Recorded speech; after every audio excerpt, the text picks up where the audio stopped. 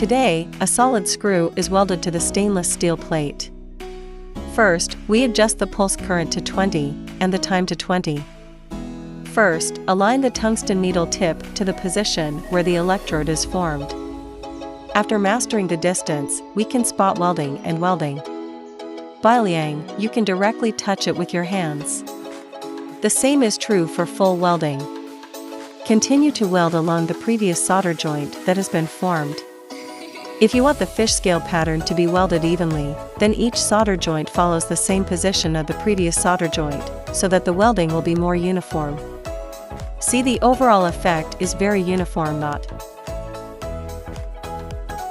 This is the welding of the inner corner of the stainless steel plate. The welding method is the same as the previous one. It belongs to the welding method of an inner angle.